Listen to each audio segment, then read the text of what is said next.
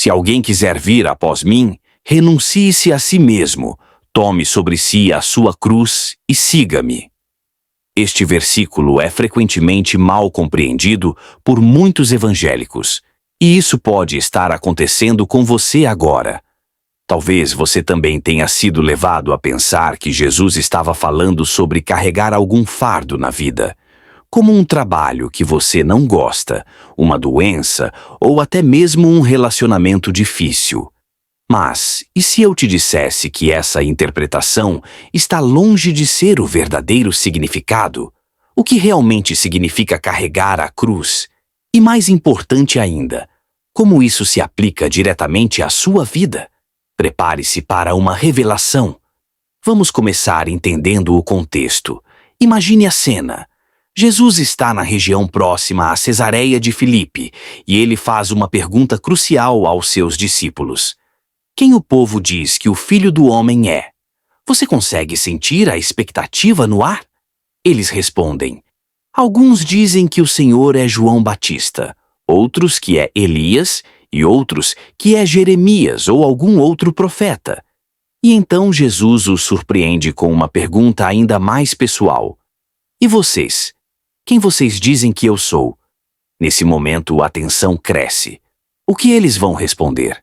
Simão Pedro toma a frente e, inspirado, diz: O Senhor é o Messias, o Filho do Deus vivo. Imagine o impacto dessas palavras, e então Jesus responde com algo poderoso. Simão, filho de João, você é feliz. Essa verdade não veio de um homem qualquer, mas foi revelada diretamente pelo meu Pai, que está no céu. Você consegue sentir o peso dessas palavras? Jesus estava confirmando uma revelação divina ali, naquele momento. E não para por aí. Ele ainda declara: sobre esta pedra construirei a minha igreja, e as portas do inferno não prevalecerão contra ela. Agora, você consegue ver a grandeza desse momento? Mas aqui vem algo inesperado. Jesus começa a compartilhar algo que deixa os discípulos chocados. Eu preciso ir para Jerusalém, e lá eu vou sofrer muito. Vou ser morto, mas no terceiro dia ressuscitarei. Pedro, ainda em estado de choque, reage. Que Deus não permita. Isso jamais acontecerá com o Senhor. Agora imagine o que vem a seguir. Jesus se vira e, olhando diretamente para Pedro, diz: Saia da minha frente, Satanás. Você está pensando como um homem comum, não como Deus. Isso te faz refletir, não é? Foi nesse contexto que Jesus disse que seus discípulos deveriam carregar a cruz. Agora pense, por que ele usou essa imagem tão forte e carregada de significado? Como assim o Filho de Deus iria sofrer? Deus iria permitir? Era incompreensível que o Filho de Deus fosse passar pelo que Jesus estava dizendo: ser humilhado, sofrer e até mesmo morrer. O que Jesus estava dizendo era que o fato de ele ser o Filho de Deus não o isentaria do sofrimento. Da mesma forma, seus seguidores, sendo filhos de Deus, não estariam ausentes do sofrimento. Pelo contrário, era justamente por sermos filhos de Deus que iríamos sofrer. Em João capítulo 15 e versículos 19 ao 20, diz: Se vocês pertencessem ao mundo, ele os amaria como se fossem dele. Todavia, vocês não são do mundo, mas eu os escolhi, tirando-os do mundo. Por isso, o mundo os odeia. Lembrem-se das palavras que eu lhes disse. Nenhum escravo é maior do que o seu senhor. Se me perseguiram, também perseguirão vocês. Se obedeceram à minha palavra, também obedecerão à de vocês. A cruz era vista como um símbolo de humilhação, desprezo, sofrimento e morte. Quando Jesus diz: pegue a sua cruz e siga-me, ele está dizendo: estejam prontos para serem humilhados, desprezados, sofrerem e até morrerem por mim. Em outras palavras, estejam prontos para enfrentar as últimas consequências. Pois alguém que carregasse a cruz naquela época seria desprezado, humilhado e iria sofrer. E não só isso. Mas ao carregar a cruz, a pessoa estava anunciando duas coisas. A primeira Eu estou morrendo. Os amigos já não poderiam contar com ele para festas ou encontros.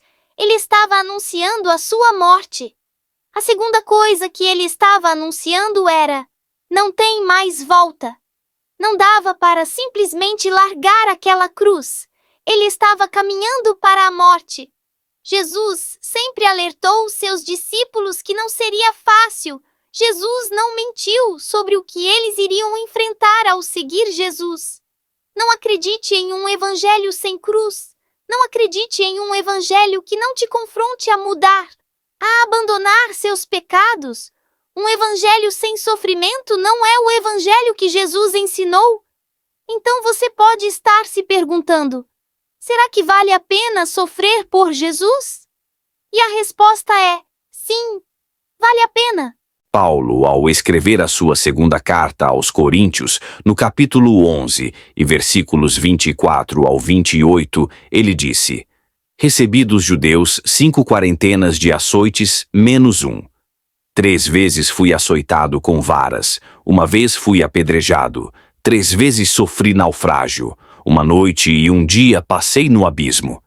Em viagens, muitas vezes em perigos de rios, em perigos de salteadores, em perigos dos da minha nação, em perigos dos gentios, em perigos na cidade, em perigos no deserto, em perigos no mar, em perigos entre os falsos irmãos, em trabalhos e fadiga, em vigílias muitas vezes, em fome e sede, em jejum muitas vezes, em frio e nudez.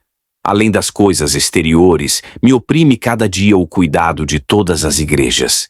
Mas quando ele escreve sua carta aos Romanos, no capítulo 8 e versículo 18, ele diz: Porque para mim tenho por certo que as aflições deste tempo presente não são para comparar com a glória que em nós há de ser revelada.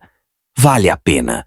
Se você ainda não aceitou a Jesus como seu Senhor e Salvador, hoje você tem essa oportunidade de abrir mão de suas vontades e viver a verdadeira vontade de Deus para a sua vida.